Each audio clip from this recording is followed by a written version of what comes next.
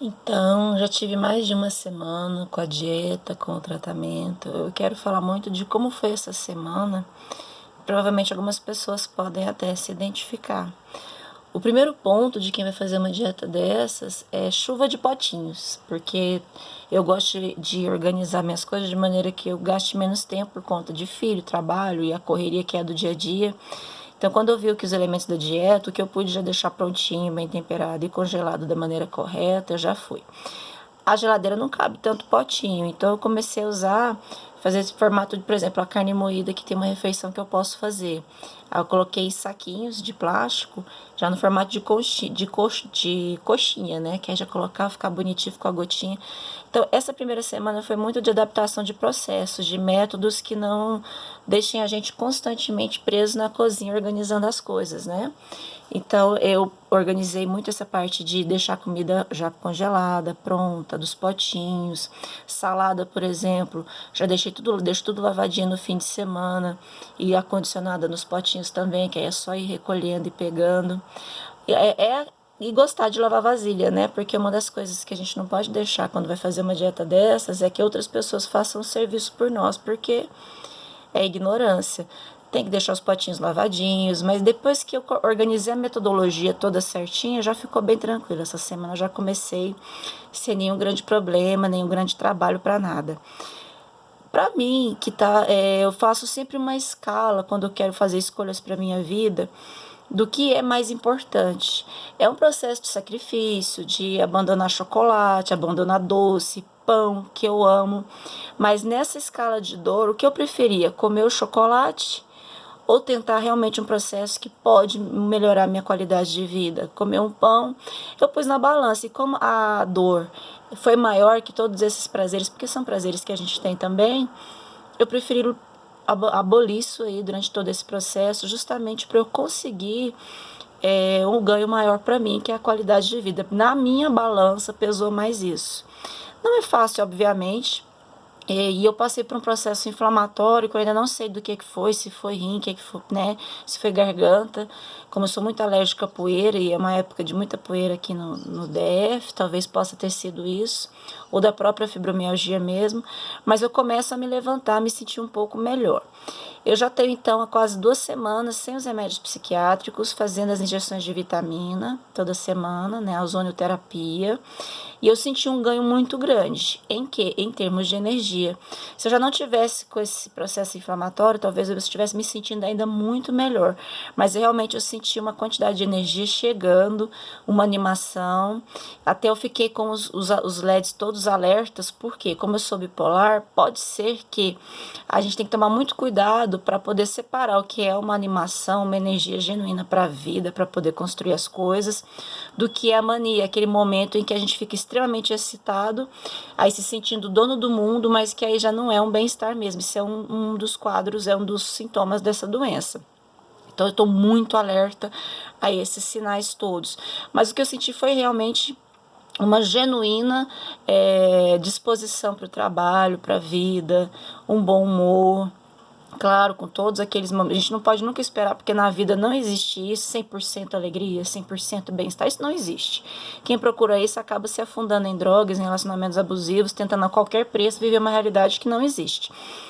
Mas para mim começou a dar certo. Eu comecei a musculação e a musculação para mim é um caso de superação mesmo, porque eu sempre tive muito preconceito com musculação, não sei se é porque as minhas experiências não foram lá muito positivas, e aqui eu sou da geração pré-celular, então quando eu chegava na academia tinha sempre aquela pessoa ocupando o aparelho que estava sentada e outra em pé conversando do lado.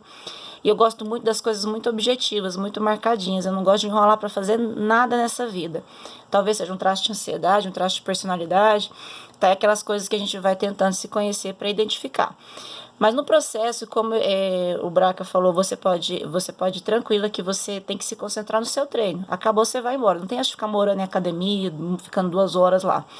Então, eu realmente encontrei esse espaço em que parece lan house, que as pessoas ficam o tempo inteiro no celular e tirando foto e navegando, que não é bem a minha praia. Até porque eu acho que a gente tem que trabalhar o agora. Se eu estou na academia naquele momento para exercitar o meu corpo, eu tenho que estar atenta, com a minha consciência corporal ativada, sabendo se eu estou na posição correta, na postura correta, se eu estou respirando direitinho, se o meu encaixe está bom, se a qualidade do meu exercício está boa. Né? Então, claro que eu parei muitas vezes, porque eu vou deixar muito, muito claro, para quem tem fibromialgia vai me entender mais que qualquer pessoa. É um processo doloroso.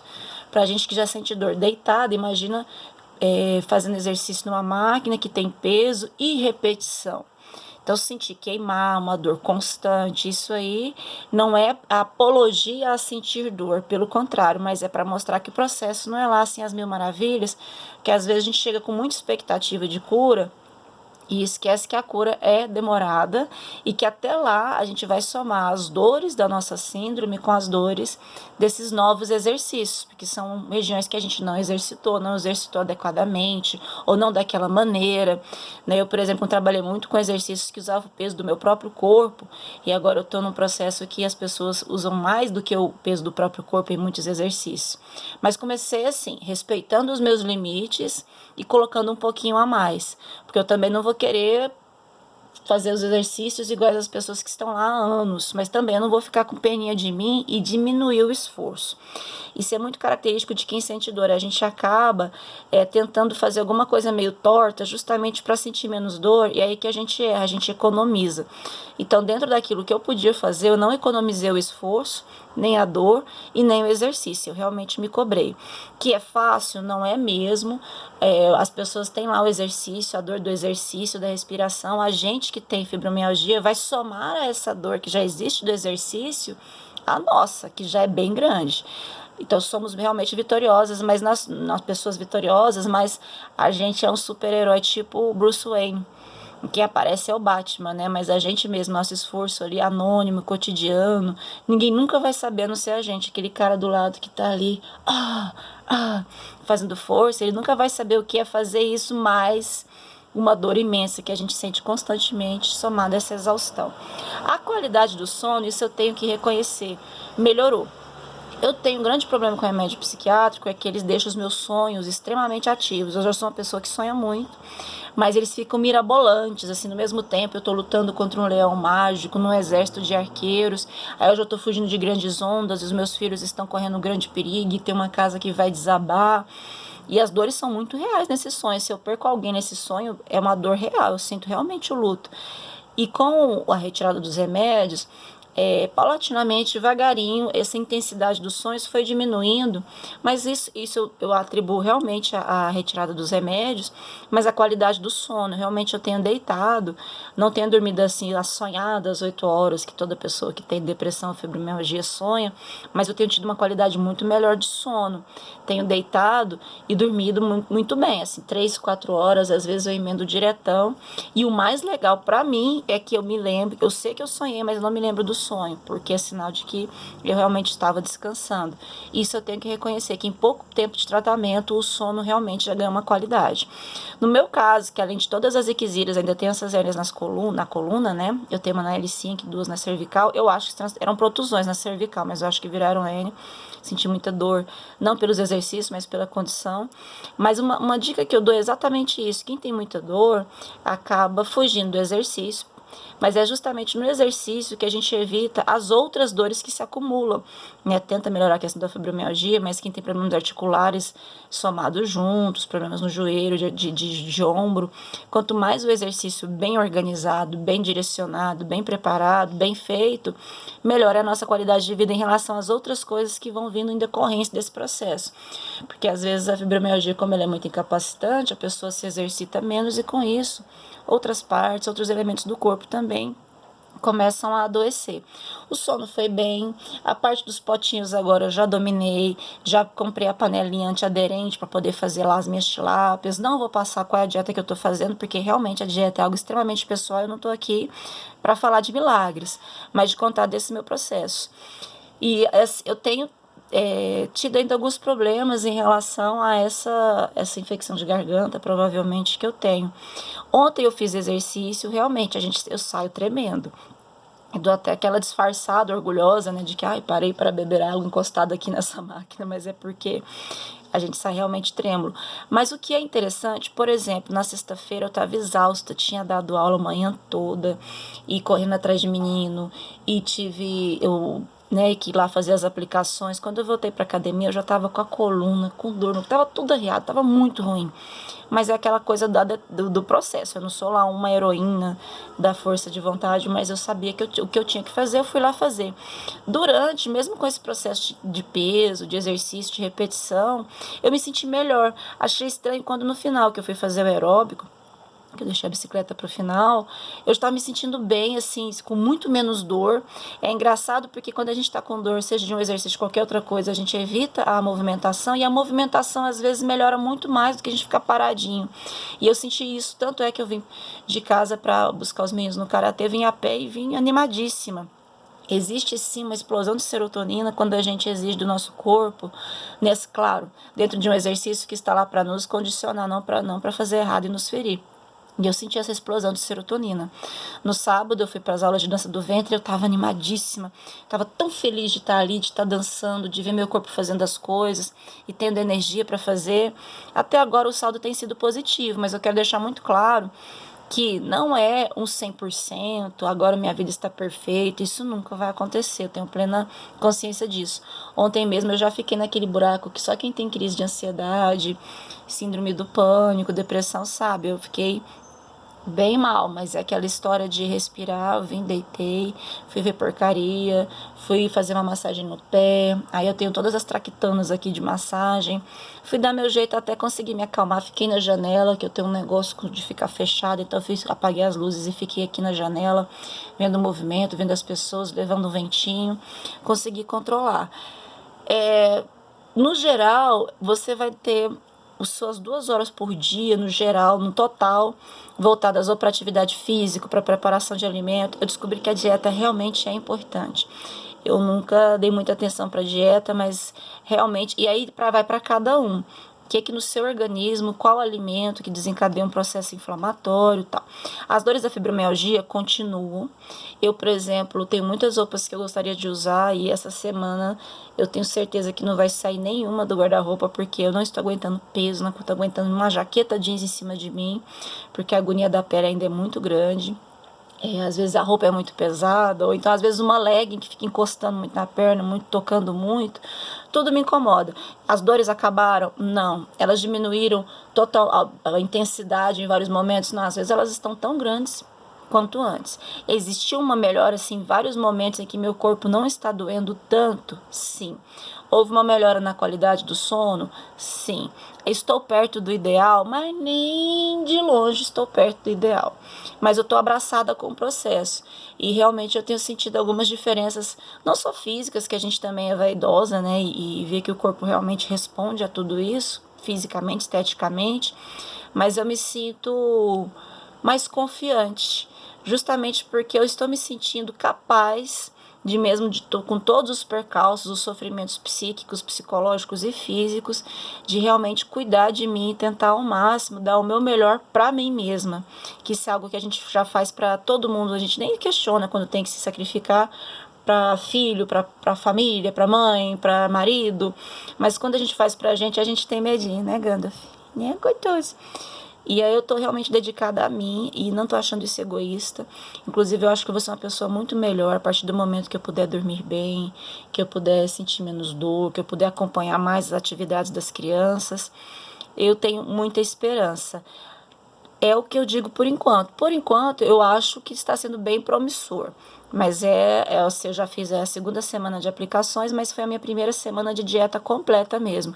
Uma frustração que acontece, que é uma coisa boa, mas para quem é guloso também é uma coisa que choca muito. Com essa adaptação da dieta e tal, não furei mais nem nada, nem assim um pozinho de uma pipoca, nada. Fui extremamente rigorosa na dieta. E aí a gente tem direito a uma refeição livre na semana. E como boa goiana, eu estava pensando em pão de queijo, biscoito de queijo, e doce, rosquinha. Mas é engraçado que o corpo da gente, depois dos baques iniciais, ele se adapta, ele se apropria daquilo que está sendo oferecido para ele. E eu já não me senti tão bem, não senti tanto desejo de comer tudo aquilo. A minha cabeça desejava muito mais do que o meu corpo pedia. Tanto que eu fui para a minha padaria preferida e não pude aproveitar muito, porque o meu corpo não estava desejando aquilo, era mais a minha cabeça que queria ainda sentir aquela forma de prazer.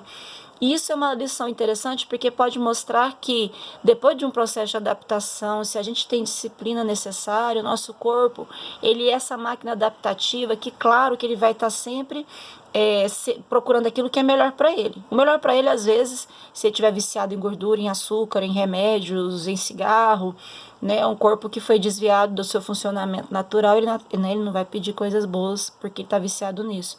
Mas quando a gente está no processo de desintoxicação, é interessante que ele começa a não desejar mais e fica só uma coisa na nossa cabeça. Eu, por exemplo, eu tenho chocolate na geladeira, porque eu sempre comprei de quilo.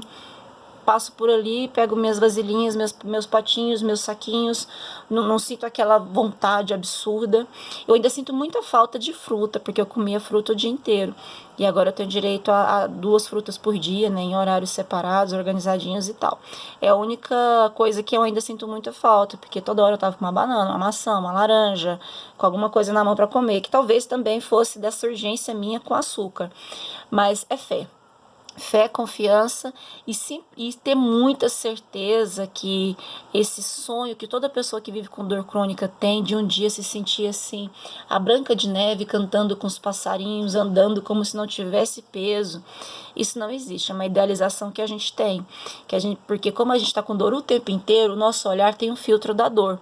Se alguém passa pela gente andando, a gente acha que essa pessoa está morta de dor andando. Se alguém está dançando, a gente pensa que essa pessoa está com dor. Se a pessoa está cantando, a gente pensa, nossa, como é que ela consegue? Eu não posso ver uma pessoa andando de bicicleta na rua que eu já fico assim pensando, nossa, que dor que ela deve estar sentindo. Realmente a gente não tem uma visão normal das coisas, porque tudo, como ainda a gente dói tudo, a gente acha que todas as atividades humanas são extremamente dolorosas. E elas não são. Mas conseguir racionalizar uma coisa e realmente internalizar isso é outra. Eu não consigo ver uma pessoa fazendo um movimento sem antes achar que ela está morta de dor na coluna, nas pernas, no pescoço. É o filtro que a gente tem de que o mundo inteiro está constantemente pulsando em dor. Isso eu acho que com o tempo, quando a gente começa a se sentir menos dolorida, talvez a nossa visão em relação ao mundo mude em torno disso. Mas é o extremo contraste. Ao mesmo tempo que a gente vê a dor em todos os lugares, a gente começa a idealizar que se não tivesse a fibromialgia, a gente faria milhões de coisas, nós seríamos super-heroínas, que é um outro erro muito sério também, porque todo ser humano tem seu limite, sua data de validade, seu estoque de energia. E a gente acaba idealizando uma pessoa que sem essa doença seria uma potência da natureza, seria um fenômeno imenso, um vulcão, um furacão. E não é assim também. E é um processo de autoconhecimento justamente para entender o que realmente não é doloroso e realmente entender o que é uma expectativa muito acima do que a nossa condição de ser humano pode conseguir alcançar.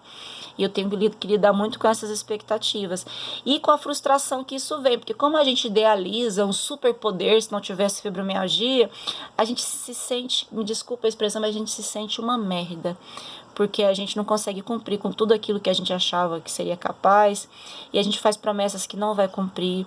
Eu tenho passado por alguns perrengues muito sérios, porque eu prometo que vou, mas naquele momento, no dia, naquele horário, eu não tô aguentando sair da cama, eu não tô preparada para ir à rua, minha cabeça não tá preparada para interagir com gente, e eu acabo furando.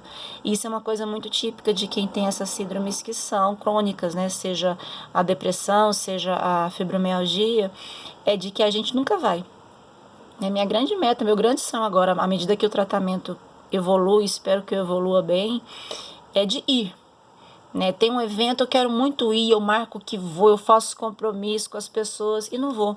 Já teve evento que eu paguei tudo, do avião, do hotel, da inscrição, tudo, e simplesmente não fui. Ou de pessoas que estavam contando com a minha presença na plateia, por exemplo, que eu do universo da arte e eu não estava lá. Alunos, olha, gente, hoje vai ter a sala de teatro sim, nós vamos fazer tal atividade à tarde. Eu simplesmente não consigo ir. A gente fura tanto compromisso, a gente faz tanta expectativa no momento que a gente está de bem-estar, tantas promessas, que quando a gente não consegue cumprir, a gente se sente um lixo. A gente acha que não é confiável, que as pessoas não vão gostar mesmo da gente com razão, porque a gente não tem palavra. E tem uma sutileza muito grande nisso que eu percebo em mim. Para eu me sentir tão mal de não cumprir tudo aquilo que eu acho que eu poderia fazer, que eu coloquei na minha cabeça que eu poderia fazer, eu acabo aceitando que algumas pessoas tenham comportamentos que sejam desrespeitosos comigo. Como eu não vou no evento, né, eu me mato para pelo menos ir trabalhar. Mas como eu não vou no evento, como eu não, eu combinei à tarde de ir em tal lugar com a pessoa, eu não vou, ou combinei à tarde de ir lá para o campus, por exemplo, porque vai ter uma atividade e eu acabo não indo, as pessoas começam a desrespeitar horários comigo e eu acho que tá certo, que é isso mesmo. Que bom que foi comigo, porque eu entendo, porque eu mesma não vou. E tem muita diferença entre a sua incapacidade física ou psíquica de naquele momento, assim, por mais que você se obrigue, se violente e você não consegue, de uma pessoa que faz isso deliberadamente, né? E no meu caso, eu sempre aviso, peço 1 milhão de desculpas, mas pessoas que simplesmente não fazem nada, não se justificam, e eu acabo aceitando isso porque eu acho que eu sou essa pessoa também, que não cumpre prazos, que não respeita, e a gente acaba tolerando alguns abusos porque a gente acaba se inferiorizando demais, se diminuindo demais, porque é assim que a gente sente. Porque a gente queria estar lá com essas pessoas, a gente queria estar fazendo essas coisas. E como a gente não vai, a gente tá bom, é como se fosse uma punição, como se fosse uma chicotada que a gente permite que as outras pessoas nos deem, justamente porque a gente não cumpriu uma expectativa que inclusive é mais nossa que das pessoas ao nosso redor. Por isso que eu deixo muito claro que é um processo, uma jornada de autoconhecimento, que não acaba nunca, né, de estar constantemente quebrando todas as certezas, porque elas aprisionam a gente num padrão, e esse padrão nem sempre é o melhor pra gente. Quando você está preso num padrão, é a pior das prisões, porque você sabe que está sofrendo, você acha que está fazendo as coisas diferentes, mas você só está reforçando o padrão que te aprisiona, que te acorrenta. E a dor é algo que também psicologicamente a gente precisa elaborar, para não entrar em pânico em torno dela.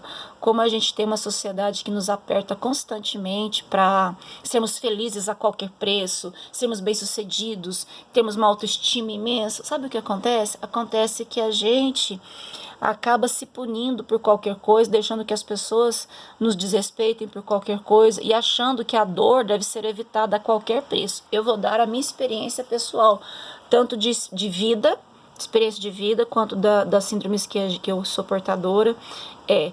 O processo de evitar essa dor é mais doloroso que ela mesma. Se, por exemplo, eu tenho uma dor crônica agora, está tudo doendo, se eu deixar que a minha cabeça afunde nela, eu vou fazer com que ela fique ainda maior, eu vou colocar uma dimensão ainda maior nela e vou entrar em desespero. Ou estou num relacionamento abusivo, e aí com medo desse rompimento, de passar pela dor do rompimento, se passa por uma dor imensamente maior, porque a gente tem medo de sofrer, e sofrer faz parte da vida. Não estou fazendo apologia ao sofrimento, estou fazendo apologia à ideia de que todas as emoções, todos os sentimentos são extremamente válidos por ser humano, e que às vezes a ferida de alguma situação ruim, ela vai cicatrizar se a gente realmente encarar quem é que está nos cortando, onde é que está sendo cortado, o que está sendo usado para nos cortar, e esse enfrentamento é doloroso, mas eu garanto, isso não sou uma pessoa de dar certezas, não sou guru de nada, mas eu garanto que fugir da dor é muito mais doloroso, muito mais pernicioso, muito mais doentio, muito mais prejudicial do que enfrentar. Se eu tenho um problema na vida para resolver, todos nós temos, ninguém é escolhido para não ter problema, a gente tentando fugir desse problema é pior. A gente tem que fazer esse enfrentamento, dar a dimensão certa dele, porque senão, se ele tem um tamanho X, quanto mais a gente o ignora, né, ele vai virando 3x, 4x, mas quando a gente enfrenta, se ele está 10x na nossa cabeça, automaticamente ele começa a 7x, 6x, que é a ideia da gente olhar de frente, sem medo e aceitar que isso é parte da vida, que a felicidade 100% constante, ela nem existe na verdade.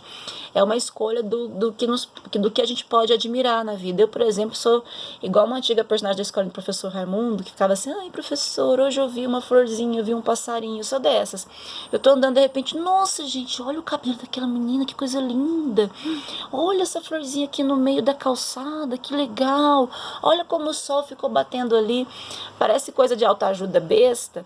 E as pessoas às vezes me acham muito besta mesmo, porque eu consigo, por exemplo, não faltar o boxe, que tem uma terça e quinta no boxe. Nossa, eu dou uma celebrada violenta na quinta-feira, quando eu consigo falar, nossa, hoje eu vim a semana toda. Ou quando eu consigo uma atividade que para muitas pessoas são extremamente bestas, tipo dirigir até tal lugar, eu fiquei, nossa, hoje eu dirigi. Tô corajosa. Eu celebro muitas pequenas coisas, eu não guardo roupa. Ontem minha filha perguntou, mamãe, por que você não usa as roupas normais, né? Porque eu tenho muita roupa de dança cigana. Eu falei, filha, eu nunca guardei roupa, porque desde os 17 eu acho que eu vou morrer, que eu vou viver pouco. Então eu tô sempre usando a roupa que eu quero usar agora, eu não guardo a roupa. Eu tô sempre explodindo de alegria por qualquer vitóriazinha pequena que eu consigo, porque eu aprendi a celebrar as pequenas, porque as grandes mais ferem que nos elevam, né? Eu tenho sonhos, eu tenho metas, mas eu celebro no pequenininho. Nossa, hoje eu fiz a dieta inteirinha. Hoje eu consegui ir na aula, inclusive eu dei aula. Poxa, mas eu não fui até 12:30. Hoje eu só consegui até 12:10. Mas eu já consegui. Então, como eu sei dos meus limites, e eu celebro toda vez que eu consigo driblar esses limites ou dentro deles conseguir fazer alguma coisa, uma celebração das pequenas coisas, que é onde eu vou encontrar a felicidade mesmo, dada todas as questões que nos envolvem, né? Por enquanto é isso, eu vou contando, mas é fé, é esperança, né? Vamos lá, diz Esparta.